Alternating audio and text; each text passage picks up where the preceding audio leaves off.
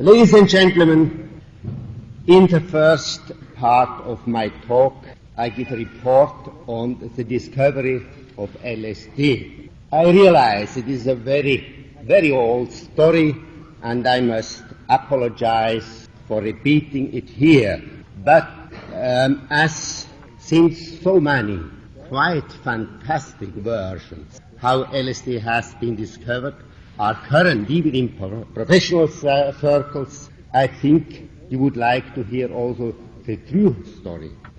It is often stated in the literature that LSD was discovered by chance. The following account will show that LSD was not the fruit of a chance discovery, but the outcome of a more complex process that had its beginnings in a definite concept and was followed up by appropriate experiments during the course of which a chance observation served on to trigger off a planned investigation, which then led to the actual discovery.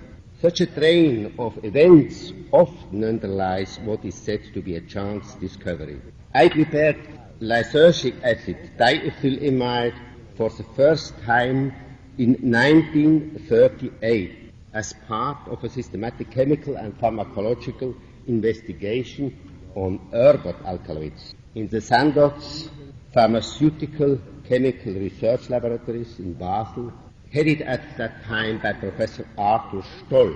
For a better understanding of the following account, some background information about ergot is needed. Ergot is produced by a lower fungus, by Claviceps purpurea, that grows parasitically on rye, but also on other species of grain and on wild grasses. This, the first picture, will be nothing new for you. Everybody knows what that means.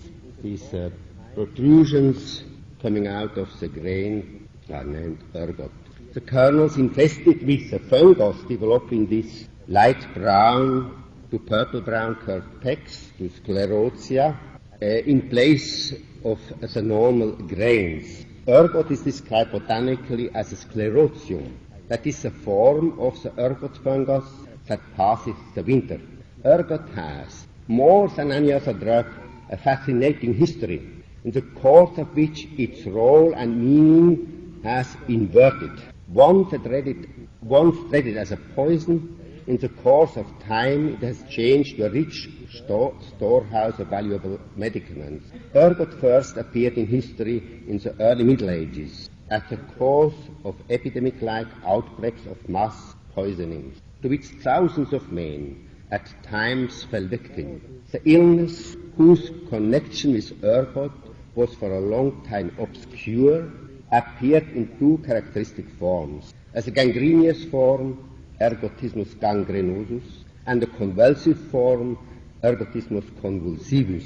Designations to the disease such as mal des ardents, ignis sacer, heiliges Feuer, or St. Anthony's fire refer to the gangrenous form of ergotism. The patron saint of ergotism victim was St. Anthony.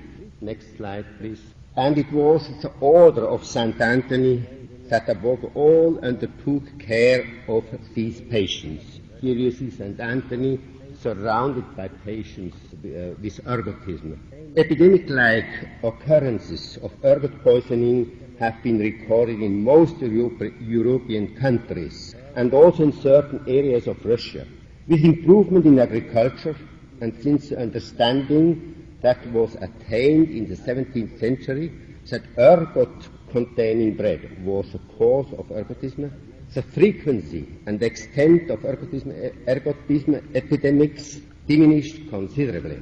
The last great epidemic occurred in certain areas of southern Russia in the years 1926 to 27. The first mention of a medicinal application of ergot, namely as an ecbolic, that means a medicament accelerating childbirth, is found in the herbal of the Frankfurt city physician Adam Lonitzer from the year 1582. Also ergot, as in the above citation, was used since olden times by midwives it was not until 1808 that the drug found entry into academic medicine, based on a work by the American physician John Stearns entitled Account of the Pulvis Parturiens, a Remedy for Quickening Childbirth. The use of ergot as an ecbolic did not, however, endure. The great danger for the child that lay above all in the uncertainty of dosage, which, when too high, led to uterine spasm, indeed became known early. From then on, the use of ergot in obstetrics was confined to the stopping of postpartum hemorrhage, to the stopping of bleeding after birth. After the assimilation of ergot into various pharmacopoeias during the first half of the 19th century, the first chemical work toward isolation of the active principles of this drug began. The numerous researchers that concerned themselves with this problem during the first 100 years did not, however, succeed in identifying the actual substances having the therapeutic activity. In 1907, the Englishmen Barger and Carr were the first to isolate an active alcoholic preparation which they named ergotoxin, because it produced more of the toxic than therapeutic properties of ergot. This preparation was not homogeneous, as I was able to show 35 years later, consisted of 3 single alkaloids. Nevertheless, the pharmacologist Henry Dale discovered for ergotoxin, besides the uterotonic effect, an antagonistic activity on adrenaline in the autonomic nervous system, important in the therapeutic use of ergot alkaloids. Only in 1907, Professor Stoll isolated the first chemically pure alkaloid, which he named ergotamine, and which found widespread use in therapeutics as a uterotonic agent and in the treatment of migraine. At the start of the 30s, a new era of ergot research began. It began with the determination of the chemical structure of ergot alkaloids in English and American laboratories. By chemical cleavage, Jacobs and Craig of the Rockefeller Institute in New York succeeded in isolating and characterizing the nucleus common to all ergot alkaloids, which they named lysergic acid. An important development as much from the chemical as medicinal perspective later brought the isolation of the specifically uterotonic hemostatic principle of ergot, which was published simultaneously by 4 institutions, independently of one another, among them the Sandoz laboratory. It concerned an alkaloid of comparatively simple structure, which was water-soluble, and that was named ergobazine by the Basel group, ergometrin by the English researcher, and finally ergonovine by the International Pharmacopoeia Commission. By chemical degradation of ergobazine, Jacobs and Craig obtained lysergic acid and the amino alcohol propanolamine as cleavage products. I set as the first goal of my research in the ergot field the problem of preparing this alkaloid synthetically through chemical linking of the 2 components of ergobazine, namely of lysergic acid and propanolamine. The lysergic acid necessary for these studies had to be obtained by chemical cleavage of some other ergot alkaloid. Lysergic acid proved to be a rather unstable substance, and its bonding with basic radicals posed difficulties. In the technique known as Curtius synthesis, I ultimately found a process that proved useful for combining lysergic acid with amines. With this method, I produced a great number of lysergic acid compounds. By the combination of lysergic acid with propanolamine, a compound was obtained that was identical with the natural ergot alkaloid ergobazine. That was the first synthesis that is artificial production of an ergot alkaloid. This was not only of scientific interest as confirmation of the chemical structure, but also of practical significance, because ergobasine is present in ergot only in very trifling quantities. With this synthesis, it became possible to convert the other alkaloids existing abundantly in ergot to the valuable pharmaceutical preparation ergobasine. Please, next slide. Here you see the left side. After this first success in the ergot field, synthesis of ergonovine, my investigation progressed further in two directions. First, I attempted to improve the pharmacological properties of ergobasine by variation of its amino alcohol radical. Together with my colleague Dr. Bayer, a process was developed for economical production of propanolamine and other amino alcohols. Indeed, by substitution of the propanolamine contained in ergobasine with the amino alcohol butanolamine, that is only one methyl group more on the radical up on the right side. That is butanolamine. It's a homologue of propanolamine. By this way, I obtained an alkaloid that even surpassed the natural alkaloid in its therapeutic properties. This improved ergobasine has found worldwide application as a dependable uterotonic hemostatic remedy under the trade name Metergine, and is today the leading medicament for this indication in obstetrics. I further employed my synthetic procedure to produce new lysergic compounds, from which, on the basis of their chemical structure, other types of pharmacologic properties could be expected. The 25th substance in this series of synthetic lysergic acid derivatives was lysergic acid diethylamide, abbreviated as LSD-25 for laboratory usage, which I first produced in 1938. I had planned the synthesis of this compound with the intention of obtaining an analeptic, that means a circulatory and respiratory stimulant. Such stimulating properties could be expected for lysergic acid diethylamide because it shows similarity in chemical structure to the analeptic already known at that time, namely to nicotinic acid diethylamide, to coramine. The structural formula you see on the right side.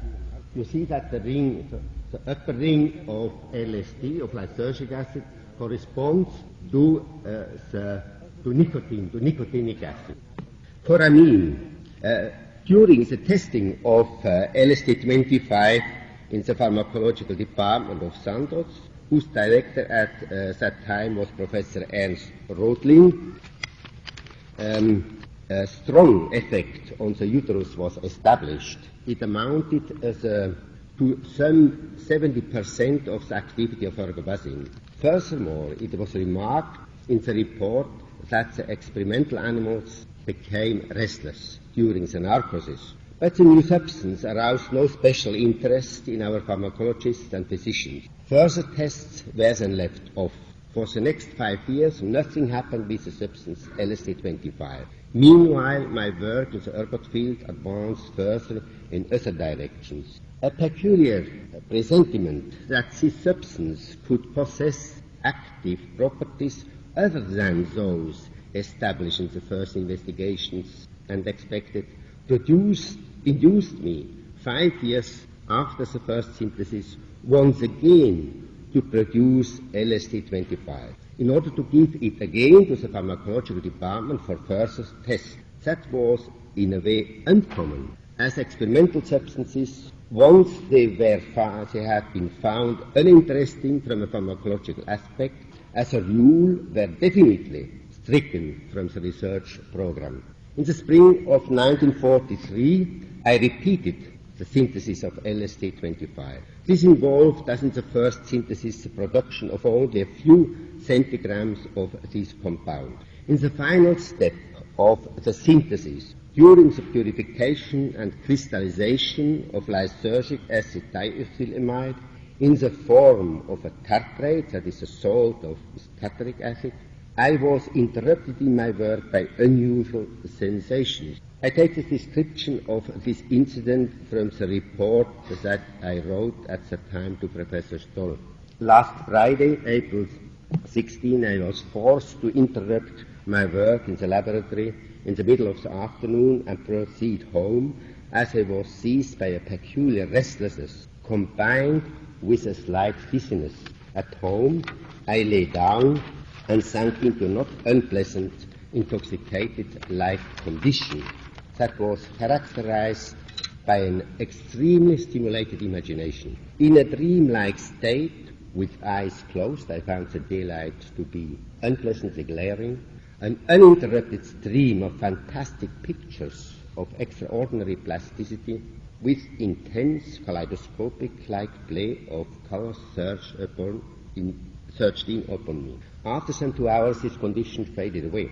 The nature and cause of this peculiar experience aroused the suspicion that it resulted from an external toxic influence, and I surmised the connection with the substance with which I had just worked, namely with lysergic acid diethylamide tartrate. However, I could not imagine how I could have absorbed some of this material, since I was accustomed, because of the known toxicity of ergot substances, to meticulously neat work. But possibly a bit of the LSD solution had contacted my fingertips during recrystallization, and a trace of the substance could have come to be absorbed through the skin. In the event that LSD-25 had been the cause of the described incident, then it would have to be a substance of extraordinary potency. With the objective of getting to the bottom of this, I decided to carry out a self-experiment. In order to be cautious, I began the experiment with the smallest quantity with which a definite effect could just barely be expected, namely with 0.25 milligram lysergic acid diethylamide tartrate.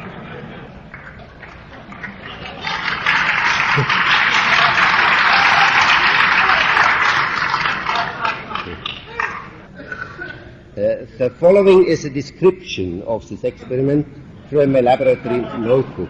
April 19th.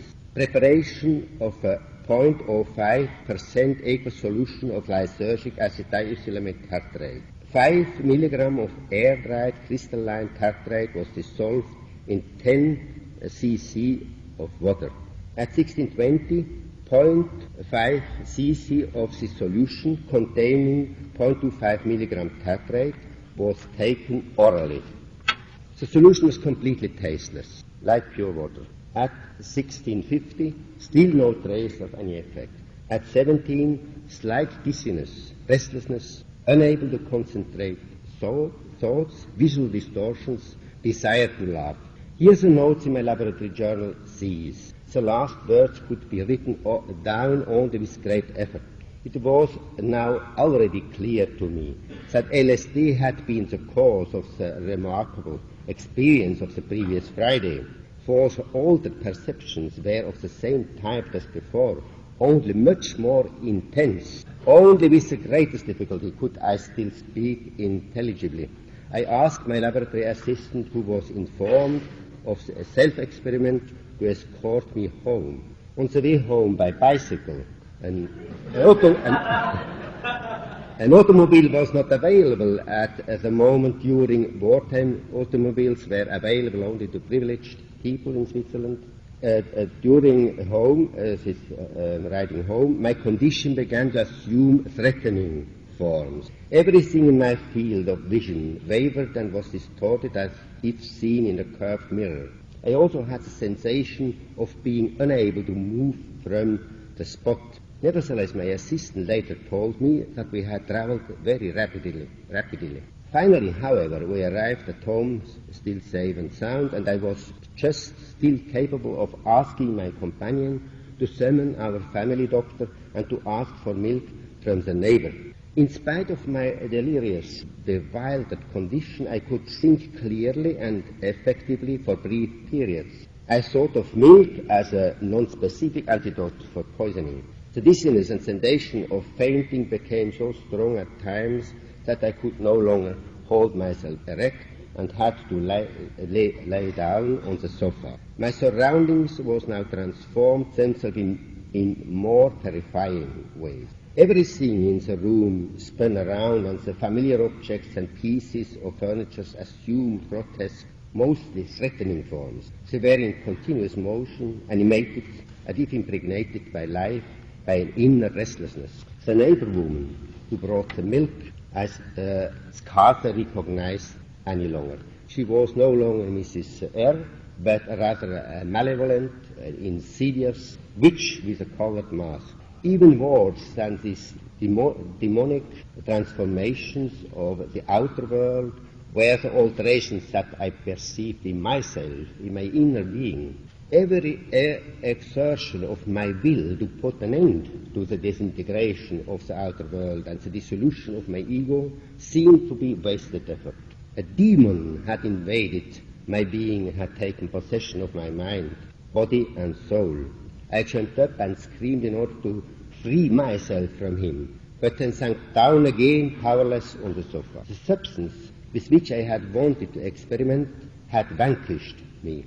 It was the demon that scornfully triumphed over my will.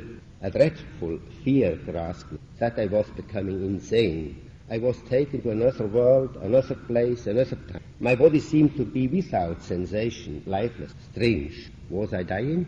Was this a transition? At times I believed myself to be outside of my body, and then perceived clearly as an outside observer the complete tragedy of my situation. I had not even taken leave of my family. My wife had traveled that day to visit her parents in Lucerne with our 3 children. Would they ever understand that I had not experimented thoughtlessly, irresponsibly, but rather with utmost caution, and that such a result was in no way foreseeable? My fear and despair intensified not only because a young family should lose its father prematurely, but also because I thought of having to break off unfinished my work as a research chemist, which I meant so much for me, in the midst of fruitful, promising development. Also reflection emerged, full of acrimonious irony, that I was to be compelled now to leave this world behind prematurely through the effort of lysergic acid diethylamide that I had brought forth into this world. As the doctor arrived, the climax of my despairing condition had already passed, and my laboratory assistant informed him about my self-experiment, as I myself was not yet able to formulate coherent sentences. He perplexedly shook his head after I had attempted to refer to my supposed mortally threatened bodily condition, for he could ascertain no normal symptoms other than an extremely dilated pupils. Pulse, blood pressure, and breathing were normal. He therefore prescribed me medicaments. He conveyed me to my bedroom and watched over me on my bed. Slowly again I returned from a weird, unfamiliar world to familiar, everyday reality. The horror softened and gave way to a feeling of fortune and gratitude. Some more normal perceptions and thoughts returned, and my assurance increased that the danger of insanity had conclusively passed, that I would come again to life, because I had really did not know if it ever would end, if it was the end. Now I gradually began to enjoy the unprecedented colors and plays of shapes that persisted behind my closed eyes. Kaleidoscopic-like, fantastic images surged in on me, alternating, variegated, opening, and then closing themselves in circles and spirals, exploding in colored fountains, rearranging, hybridizing themselves in constant flux. It was particularly remarkable how every acoustic perception, such as the sound of a door handle or a passing automobile, became transformed into optical perception. Every sound generated a vividly changing image corresponding in form and color. Late in the evening, my wife returned from Lucerne. Somebody had informed her by telephone that I had sustained a mysterious breakdown. Leaving the children behind her, with her parents, she had traveled home forthwith. I had by now already recovered myself sufficiently that I could relate what had happened. Exhausted, I then slept and woke the next morning refreshed, with a clear head, even though still somewhat tired physically. A sensation of well-being and renewed life flowed through me. Breakfast tasted delicious and was an extraordinary pleasure. When I later walked out into the garden in which the sun now shone after a spring rain, everything glistened and sparkled in fresh light. The world was as if newly created. Yes? Louder. Speak louder. All my senses vibrated in a condition of highest sensitivity that persisted for the entire day. This had been the first planned experiment with LSD. The first LSD trip, a rather dramatic one. Subsequent experiments on volunteer colleagues of the Sandwich Research Laboratories confirmed the extraordinary activity of LSD on the human psyche. This showed that the effective oral dose of LSD is about 0.05 milligram. In spite of my caution, I had chosen for the first experiment 5 times the average effective dose. I was aware that LSD, a new active compound with such properties, would have to be of use in pharmacology, in neurology, and especially in psychiatry, and that it would arouse the interest of concerned specialists.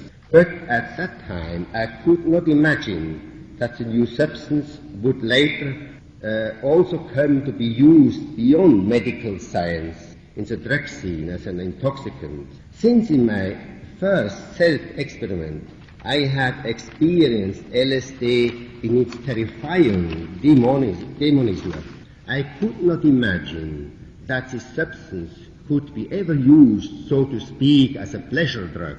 Also, the meaningful connection between LSD experience and spontaneous visionary experience I recognized only later after further experiments, which were carried out with lower doses and with a different set and setting.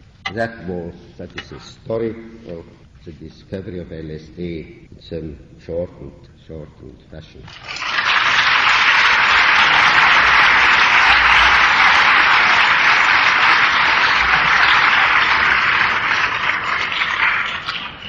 And now I come to the second part of my talk, LSD experience and reality.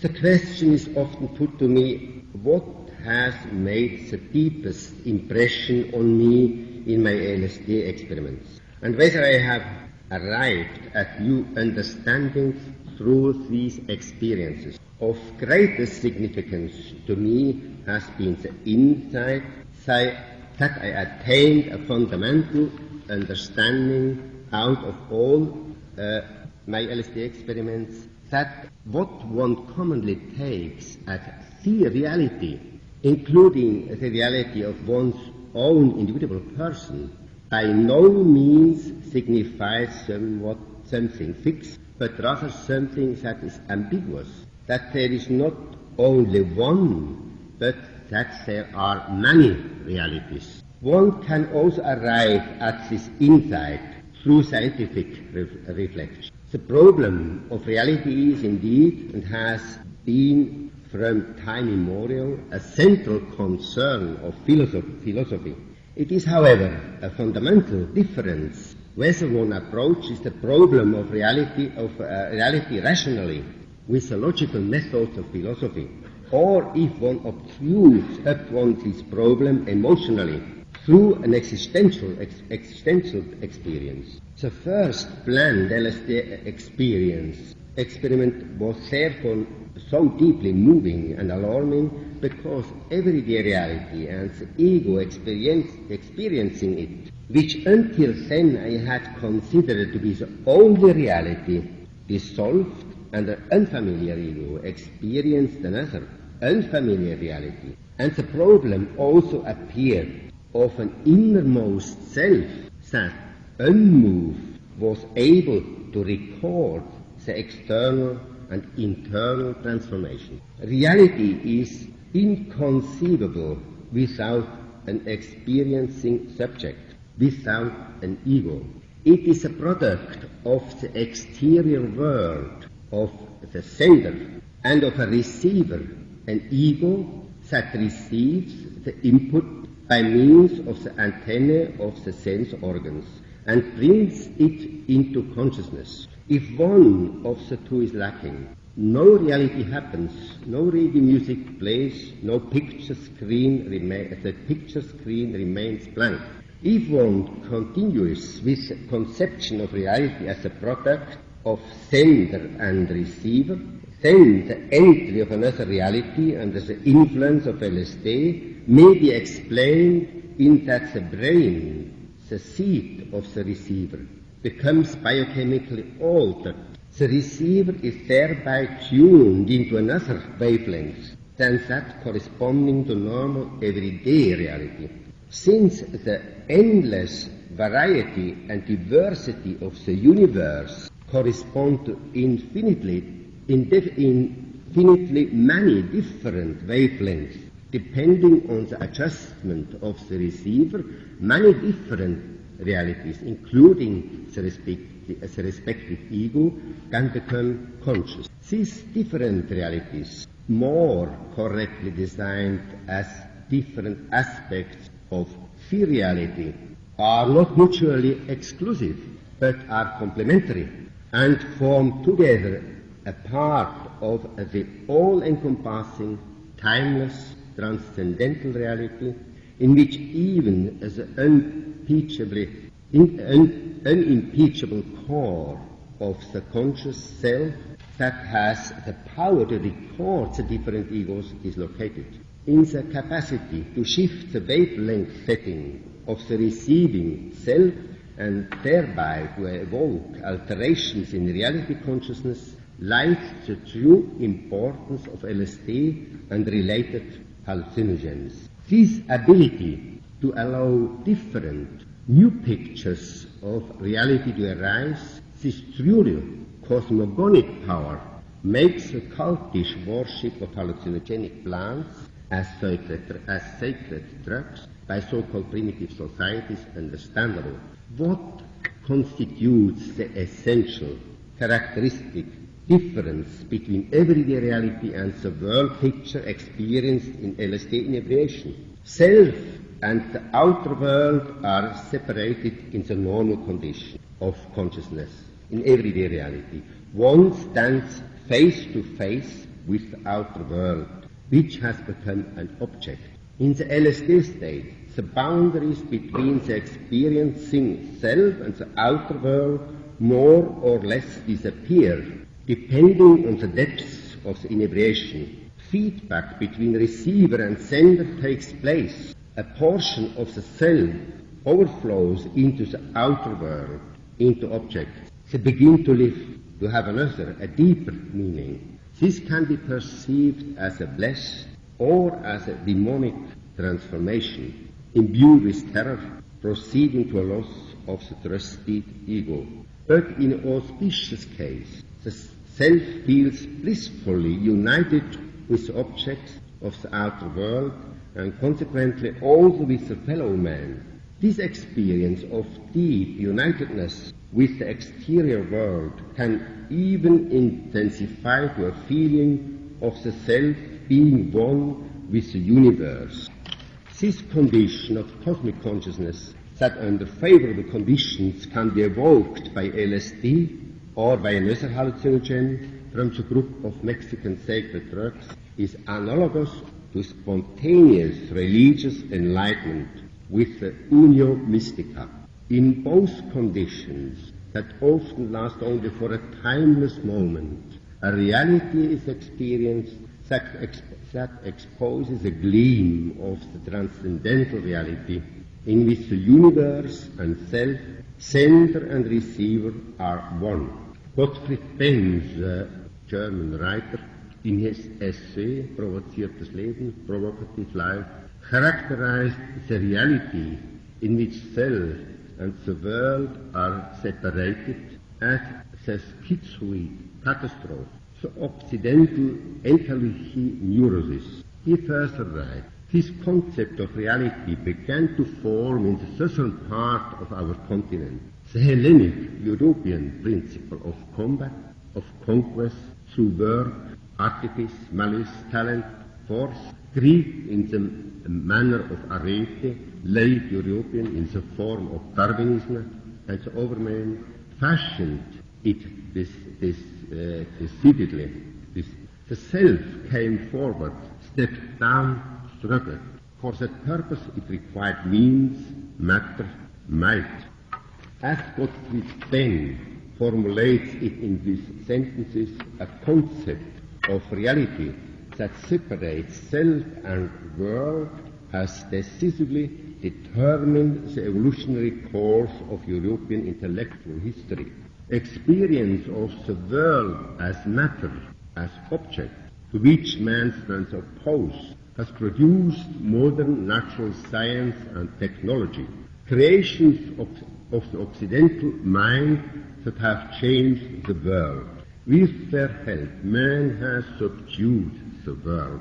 Its wealth has been exploited in a manner that may be characterized as plundering, and the sublime accomplishments of technological civilization, the comfort of Western industrial society, stands face to face with the catastrophic destruction of the environment, even to the heart of matter, to the nucleus of the atom and its splitting. This objective intellect has progressed and has unleashed energies that threaten